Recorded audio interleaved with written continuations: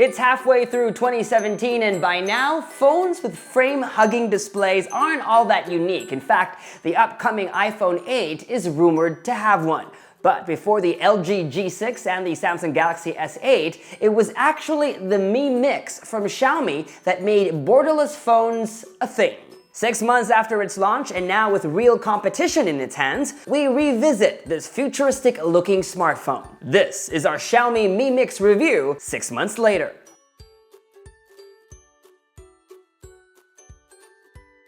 There's no beating around the bush. Up close and personal, the Xiaomi Mi Mix is gorgeous. With its display turned on, there's really no phone quite like it. Especially up top, it's all display from corner to corner. And that in its essence is what this phone is about, getting rid of excess. If you flip the phone around, you're greeted by an ultra-glossy ceramic back. Our review unit from GearBest.com is actually an exclusive edition, which gives you 18K gold rims around the rear camera and fingerprint sensor, an extra premium touch. While stunning, the ceramic back is a fingerprint magnet and can be very slippery. But thankfully, Xiaomi includes a genuine leather case in the box. The case too is premium and doesn't take away from the phone's stunning design. It's also worth mentioning that compared to, say, Gorilla Glass, the ceramic back on the Mi Mix is more scratch resistant, but out in the real world is also less resilient to drops. So my recommendation,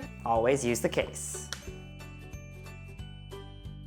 Even with the S8 and the G6 to compete with, the display on the Mi Mix still captivates. While it may not have the highest resolution around, it does the job. Except if you're outdoors, under direct sunlight. And while we're comparing, the Mi Mix has got the thinnest top and bottom bezels of the three. To achieve this, Xiaomi's employed some high-tech magic. If you have your smartphone on you right now, take a look at the top portion. Most, if not all phones have three things: the selfie camera, earpiece, and a proximity sensor, which detects when you've held your phone to your ear, and an earpiece for hearing the person on the other end of the phone call. On the Mi Mix, the selfie camera is in a completely different place, right here on the bottom chin, and the latter two not to be found. Here's where the magic happens. Inside the phone sits an ultrasonic sensor for proximity detection, and technology Xiaomi is calling cantilever piezoelectric ceramics. Sorry, couldn't resist. All that high-techery converts electrical signals into mechanical energy that then vibrates the phone's frame to create sound. It's pretty cool and does the job, but do note that if you're in a small room, because this phone, the entire portion, vibrates with sound, people are bound to hear your sweet nothings. One thing the Mi Mix does differently from its other borderless rivals is its aspect ratio, 17:9 versus the thinner but taller 18 or 18.5:9 on the G6 and S8 respectively. Because I have smaller hands, it feels way too wide for my tastes. Don't get me wrong, I don't mind a big phone. I use the iPhone 7 Plus, and even with a case on, I can more or less wrap my hands around it. On the extra wide Mi Mix, however, not quite.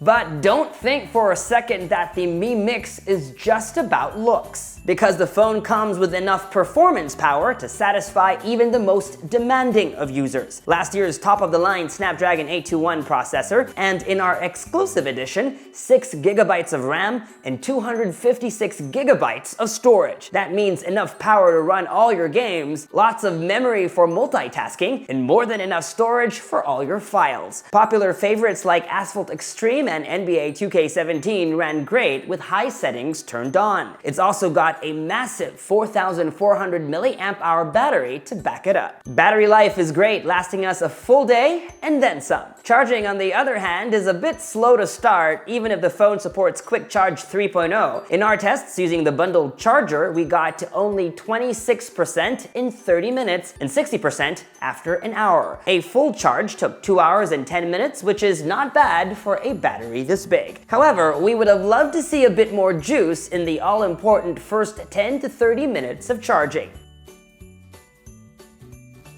For all its wow and flair, the camera on the Mi Mix doesn't quite live up to expectations. In fact, there's no really better way of saying it, but the camera on this one is only so-so. Let the photos speak for themselves. These ones taken outdoors with lots of light look great. However, there are some instances where the Mix's photo didn't come out as expected. Take this photo for example, where it had trouble with exposure, blowing up a lot of highlights. I took the same photo with the iPhone 7 Plus and got my desired result. Under less than ideal lighting situations is where the camera really struggles. The Mi Mix is definitely not a phone for low light photography. While we're talking cameras, I've gotta say the selfie camera is in a weird position, especially if you're used to shooting vertical selfies. It's an easy fix if you use the camera app, just flip the phone around. But that trick doesn't work on Snapchat or Instagram.